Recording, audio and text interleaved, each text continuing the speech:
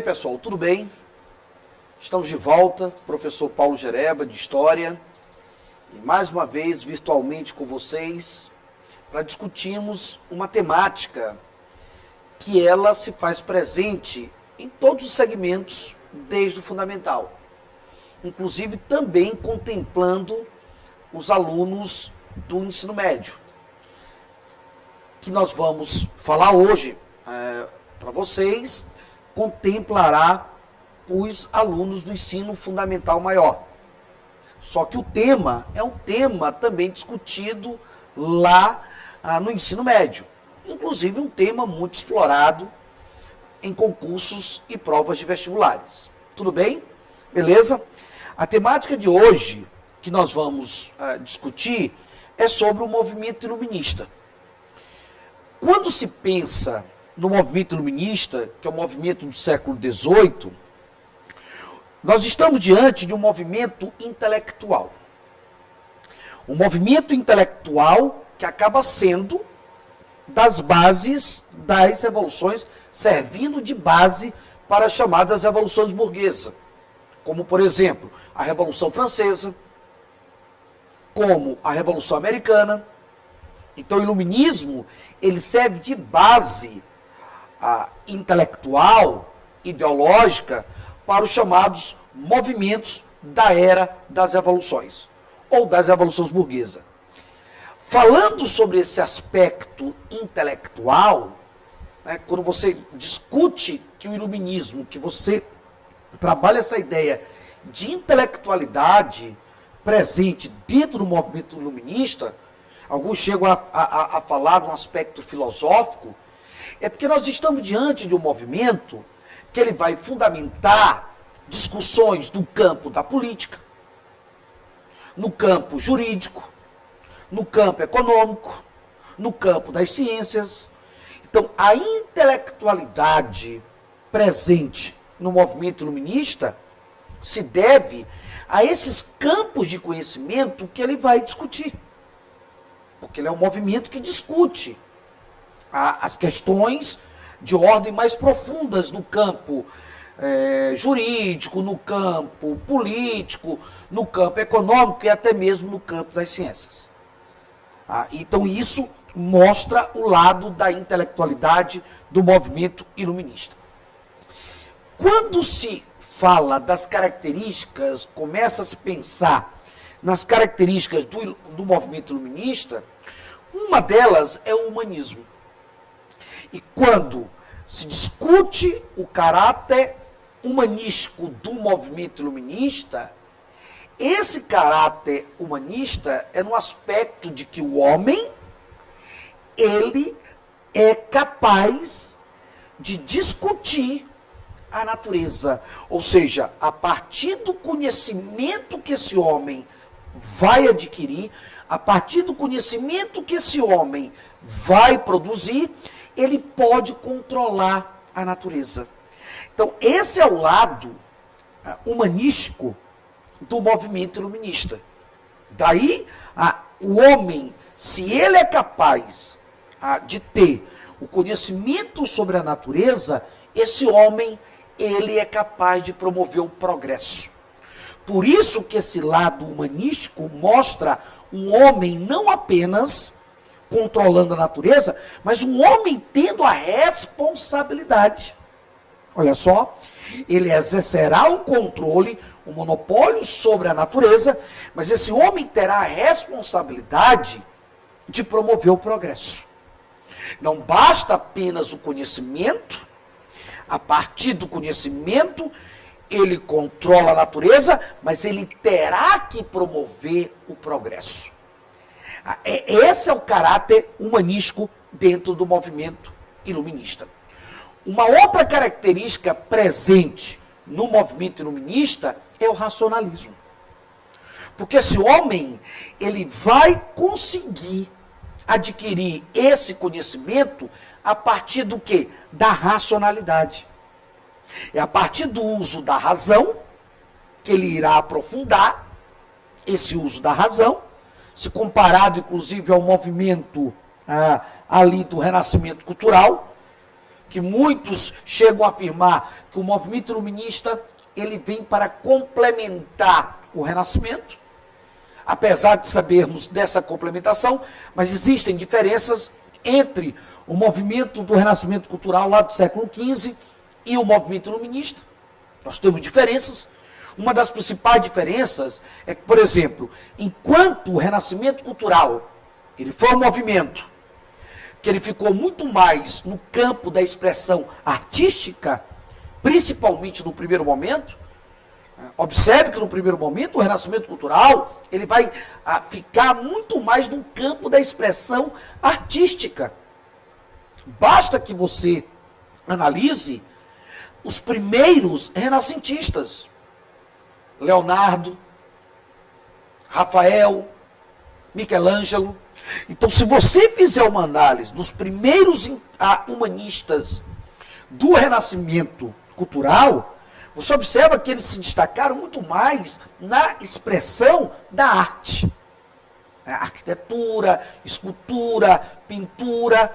O que não significa dizer que o Renascimento cultural, ele também não se destacou na ciência. Vai se destacar, principalmente na ciência, por exemplo, natural. Ele se destaca na ciência natural. Mas observe que o Renascimento cultural, ele não traz de uma forma aprofundada questões do campo jurídico, questões no campo econômico, questões no campo político. O que não significa dizer que o Renascimento cultural não fez obras políticas, é evidente. Né? Por exemplo, quando você fala de Maquiavel, com a obra O Príncipe, você está falando de uma obra política.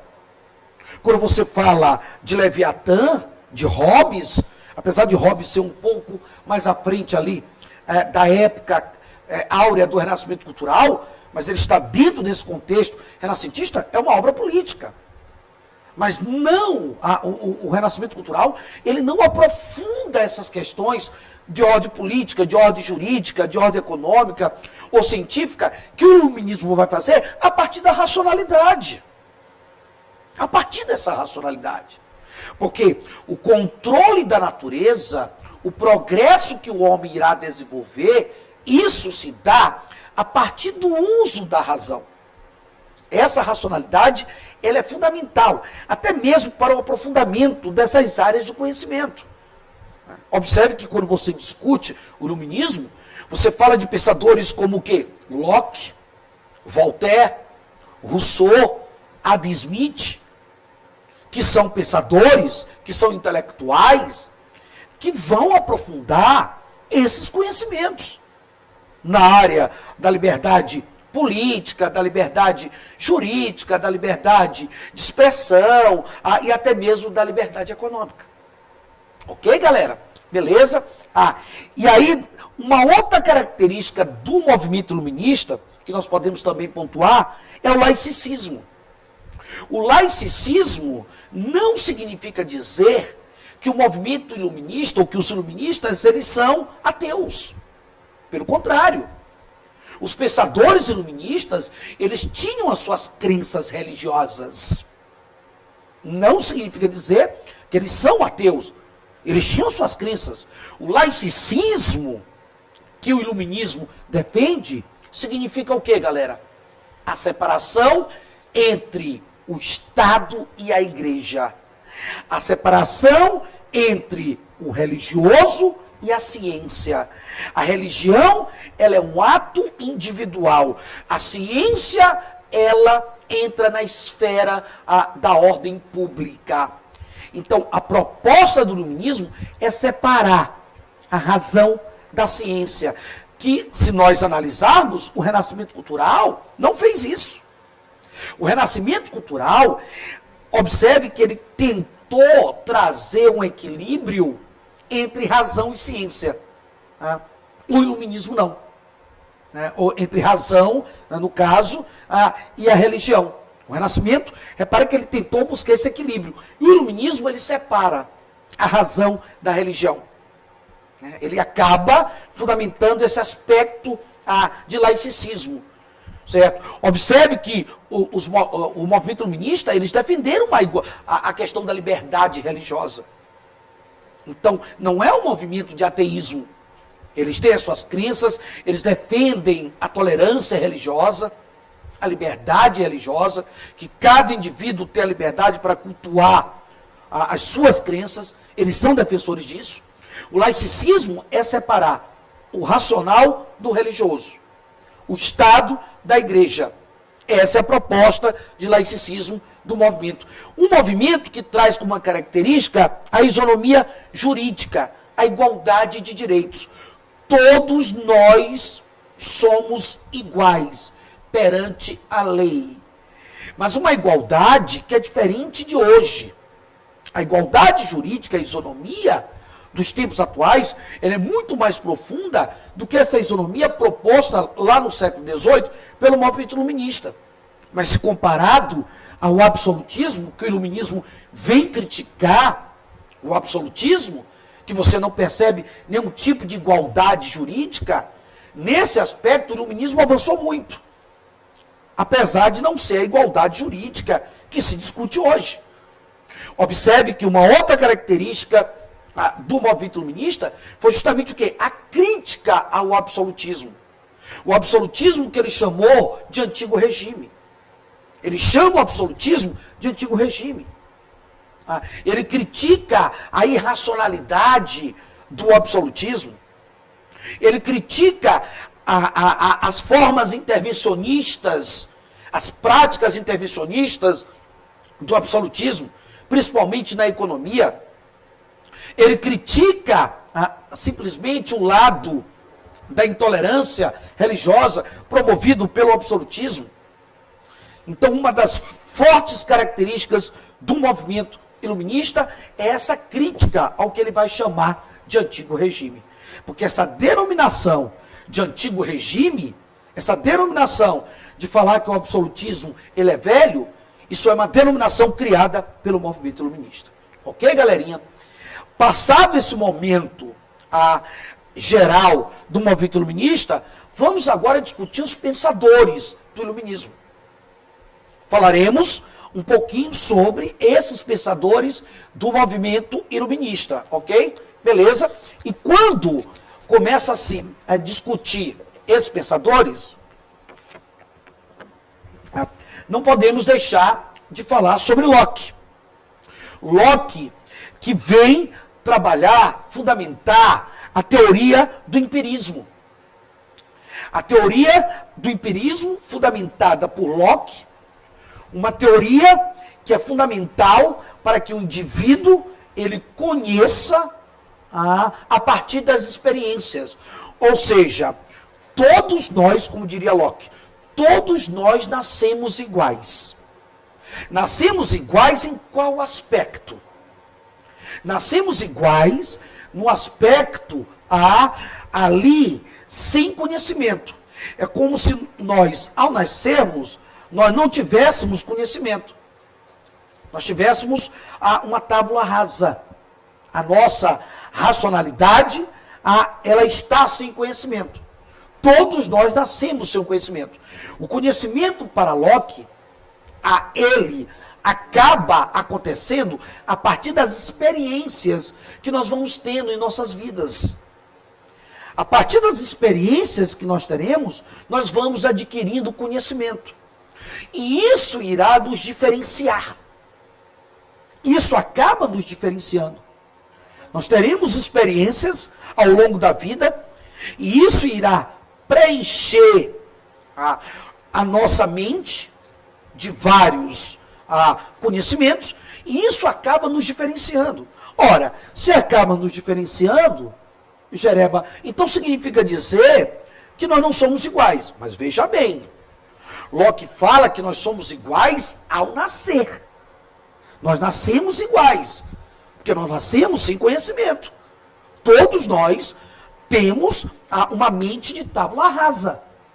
E que a partir das minhas experiências, das suas experiências, das experiências que nós iremos adquirindo, isso vai nos diferenciar. Você já vê um pouco da meritocracia, né? Aqui trabalhado pelo Locke.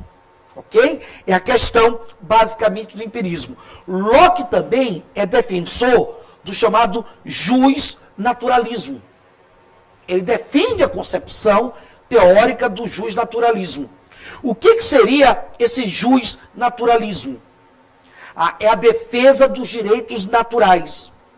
Ou seja, todos nós temos os direitos naturais quando nós surgimos. Quando nós nascemos, nós temos direito à vida, nós temos direito à liberdade, nós temos direito à propriedade. Uma discussão muito interessante que Locke está fazendo, inclusive Locke é o pensador inglês, Locke esteve ali, presente na época da Revolução Gloriosa, do surgimento da Bill of Rights, apesar do iluminismo ser um movimento que se destacou com pensadores, principalmente franceses, como Voltaire, como Rousseau, como Montesquieu, mas o iluminismo de Locke é o iluminismo inglês. Então, quando se fala de Locke, se fala de iluminismo inglês. E Locke defende os direitos naturais, que todos nós, ao nascermos, temos nossos direitos à vida. É uma crítica ao absolutismo, a uma crítica que ele está fazendo às execuções promovidas pela monarquia tirana absolutista inglesa. Nós temos direito à liberdade. É uma crítica que Locke está fazendo à falta de liberdade dentro do absolutismo inglês, principalmente na época dos Stuarts. Todos nós teremos direito o quê? À propriedade. Agora, tomemos muito cuidado com essa ideia que Locke trabalha, que nós teremos direito à propriedade. Todos nós, Locke não diz que nós teremos acesso à propriedade, não é isso. Ter direito à propriedade não significa ter acesso à propriedade. Locke não está falando isso.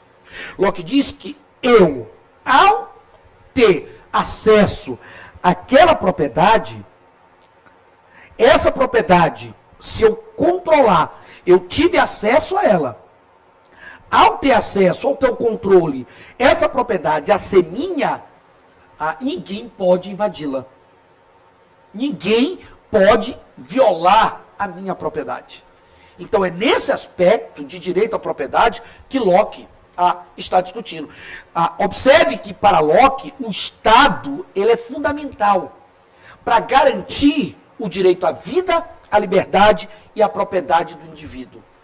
Caso esse Estado não garanta isso, caso esse indivíduo não tenha o seu direito à vida, à liberdade e a sua propriedade garantida, cabe a esse indivíduo o direito de revolta. Então esse indivíduo, ele pode inclusive se revoltar. Ou seja, os direitos naturais que Locke discute são direitos universais, são direitos inalienáveis. O direito à vida, o direito à liberdade, o direito à propriedade são universais e inalienáveis. Por isso que a teoria de Locke é uma teoria que ela se constitui como a base do liberalismo jurídico. Ok, galera? Saindo de Locke, nós temos o Barão de Montesquieu. O Barão de Montesquieu, cuja principal obra dele é o Espírito das Leis. Uma obra que vem com uma proposta de combater a tirania, que combater aquela concepção exclusiva de poder exercido pelos monarcas dos estados absolutistas europeus. Por isso, a proposta de Montesquieu, na obra O Espírito das Leis, de separar os poderes. Os poderes executivo, legislativo e judiciário, esses três poderes, eles deveriam ser separados. Cada um com uma função específica. O poder legislativo iria fazer as leis. O poder executivo, executar as leis. O poder judiciário, julgar as leis. Eu vou dar um exemplo para vocês como deveria funcionar mais ou menos essa função de cada poder. Olha só, o poder legislativo, ele estabelece uma lei que todo indivíduo tem direito à educação. Está lá. O poder legislativo falando, basicamente discutindo e aprovando essa lei. Todo indivíduo tem direito à educação. Beleza. O que o poder executivo vai fazer? Ele vai colocar em prática essa lei. Como é que o Poder Executivo pode colocar em prática uma lei onde todo indivíduo tem direito à educação? Como é que o Poder Executivo pode fazer isso? Fomentando escola, contratando professores, criando mecanismos para que os alunos possam aprender como esse agora, que nós estamos discutindo virtualmente. Então, esse seria o papel do Poder Executivo. O papel do Poder Judiciário é julgar, ou seja, saber se esses professores estão sendo contratados da forma como deveriam, sobre a questão do pagamento dos salários, sobre as condições de trabalho desses professores. Esse é o papel do Judiciário, saber se a lei, julgar, para ver se a lei que foi criada lá pelo Legislativo, e que está sendo colocada em prática pelo Executivo, saber se essas leis de fato condizem com a ideia de que todos têm direito à educação. Dessa forma, o que a gente observa? Que a proposta de Montesquieu é uma proposta onde os poderes, eles têm que trabalhar de uma forma autônoma. Eles têm que ter uma harmonia. Cada poder tem que ser independente. E outra coisa, os três poderes, olha só que interessante. E para o momento, essa questão é muito apropriada. Os três poderes têm que ser harmônicos. E o que seria a harmonia desses três poderes? A harmonia seria trabalhar o bem comum, o progresso da sociedade. Essa é a proposta. Outra coisa, além disso, nós temos como pensador também Voltaire. A principal obra de Voltaire, o Tratado sobre a Intolerância.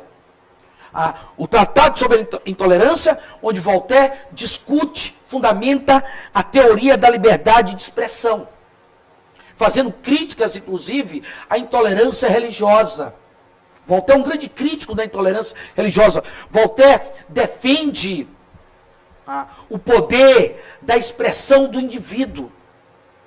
Inclusive, Voltaire, como ele viveu numa França absolutista, uma França que tem a censura, Voltaire procurou muitas das vezes, para tentar escapar dessa censura, que não significa que toda vez ele consegue, que ele foi até preso, mas como uma forma de tentar escapar dessa censura, o que Voltaire faz? Ele procura fazer críticas de uma forma irônica ao antigo regime.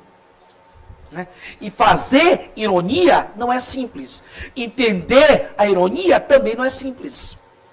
Mas ele realiza críticas irônicas. Critica a intolerância religiosa, defende a liberdade de expressão. Tem uma frase que muitos atribuem a Voltaire, mas não é de Voltaire. Olha só, posso discordar de tuas palavras, mas defenderei até a morte o direito de dizê-la. Essa frase, na verdade, é de uma estudiosa de uma obra de Voltaire, da Evelyn Beatrice Hall. A Evelyn Beatrice Hall, a frase é dela, mas é bem apropriada para a ideia de liberdade de expressão defendida por Voltaire. Além disso, nós temos agora os pensadores econômicos. Os pensadores econômicos do movimento iluminista. Os fisiocratas, os franceses fisiocratas como Quesnay, Turgot, que são dois pensadores das ciências econômicas do movimento iluminista francês, que defendem a teoria de que a economia é uma ciência natural, ou seja, a economia tem que andar com suas próprias pernas. É o tal laissez-passer, laissez-faire, o deixar passar, o deixar fazer. O Estado não pode intervir na economia. A economia, para que ela dê certo, para que se tenha um progresso, não possa ter intervenção humana. Qualquer intervenção do Estado no progresso da economia, isso vai levar à crise econômica. Os fisiocratas defendem o liberalismo econômico, defendem a não intervenção do Estado na economia, apesar dos fisiocratas discutirem que a origem da riqueza da nação vem da terra. Eles trabalham com a ideia de que a terra é que basicamente gera a riqueza de uma nação. Quem vai aprofundar essa concepção de liberalismo econômico, do fisiocratismo, é o pensador inglês Adam Smith. Adam Smith, cuja principal obra é uma investigação sobre a natureza e a causa das riquezas da nação, mais conhecido por vocês como Riqueza das Nações, que é a obra de Adam Smith, Adam Smith também defende a economia como ciência natural, ou seja, a não intervenção do Estado na economia. Adam Smith, na verdade, ele trabalha com a ideia da lei da oferta e da procura. Ele fala a famosa metáfora da mão que invisível, ou seja, o Estado ele não pode fazer nenhum tipo de intervenção na economia, em termos do seu progresso. Qualquer intervenção que o Estado faça para dificultar o progresso da economia, isso vai gerar crise. Porém, Adam Smith não fala que o Estado não tem que intervir na economia. O Estado pode sim fazer suas intervenções, desde que não seja para prejudicar o desenvolvimento dessa economia. Se o Estado fizer intervenção para garantir o maior progresso dessa economia, ele pode fazer essas intervenções. Então, Adam Smith fala em relação à concorrência, em relação à liberdade, à divisão do trabalho. É isso que ele está falando no que diz respeito ao liberalismo econômico. E Adam Smith é defensor da ideia de que a riqueza da nação ela vem do trabalho. Daí, senhores, Adam Smith, ele ser a base do liberalismo econômico e da escola econômica clássica. Saindo dessa concepção econômica do liberalismo de Adam Smith e dos fisiocratas, entramos no pensamento de Rousseau. Rousseau, a principal obra dele é o Contrato Social. Ele trabalha com uma teoria contratualista. E Rousseau, no seu contrato, ele nos traz uma questão. Qual a origem da desigualdade entre os homens? Qual seria essa origem? E a resposta de Rousseau é a seguinte: uma sociedade que molda os homens na defesa da propriedade privada, causando conflito entre os proprietários e não proprietários. Ou seja, a desigualdade é causada pela propriedade privada, segundo Rousseau. E para Rousseau, qual seria a solução para que não se tivesse essa desigualdade social? Um novo contrato. Um contrato com base na democracia, um contrato com base na educação universal, um contrato onde se tem o exercício do direito à propriedade privada, a partir de uma função social, onde todos têm direito a essa propriedade. Diferente do que, por exemplo, Locke vai discutir. Porque Locke fala do direito à propriedade como uma forma de proteção. Rousseau não. Rousseau fala que todo indivíduo tem que ter a propriedade. Tem direito a essa propriedade. Ok, galera? Então, essa seria a fundamentação de Rousseau. É evidente que os iluministas, eles propõem, a partir dos enciclopedistas, como Diderot e o D'Alembert, eles propõem uma obra, enciclopédia, para divulgar o conhecimento do movimento iluminista. Mas isso acaba não dando certo. Porque o enciclopedismo, ele seria complexo, ele é muito caro. Eles foram perseguidos pela igreja, por alguns monarcas absolutistas. Tudo bem? Por isso que divulgar o movimento iluminista pelo enciclopedismo acaba não dando resultados. Certo, galera? Beleza? E ainda temos um movimento chamado de despotismo esclarecido. Os déspotas esclarecidos em países na Europa, como Prússia, Rússia, Áustria, Portugal, Frederico, Catarina, Dom José I, o Marquês de Pombal, que era o primeiro ministro Dom José, essas monarquias absolutistas, elas vão trazer concepções do iluminismo, principalmente no campo econômico, como uma forma de sair da crise econômica, como uma forma de tentar manter uma estrutura absolutista. E aí o fenômeno do despotismo esclarecido. O déspota é o monarca absolutista. O esclarecido seriam essas concepções, essas fraseologias do movimento iluminista. Ok, galera? E rapidamente, nós temos uma questão do Enem, que fala o seguinte: fala-se muito nos dias de hoje em direito do homem. Pois bem, foi no século XVIII, em 1789, precisamente, que uma Assembleia Constituinte produziu e proclamou em Paris a Declaração dos Direitos do Homem e do Cidadão. Essa declaração se impôs como necessária para um grupo de revolucionários, por ter sido preparada por uma mudança no plano das ideias e da mentalidade, o iluminismo. Correlacionando temporalidades históricas, o texto apresenta uma concepção de pensamento que tem como de suas bases. O texto nos fala do iluminismo, a filosofia na qual o racionalismo, o liberalismo, o chamado naturalismo e a igualdade civil eram exaltados e o quê? E defendidos, em oposição, claro, ao antigo regime. Por isso a resposta, a letra E. Universalização do princípio da igualdade. Galera, valeu, muito obrigado. Não deixe de acessar o YouTube da Secretaria de Educação. Está disponível também na Timbira, vocês têm lá disponibilidade, e também na TV Assembleia. Tudo bem, galera? Um forte abraço e não esqueçam, fiquem em casa. Valeu.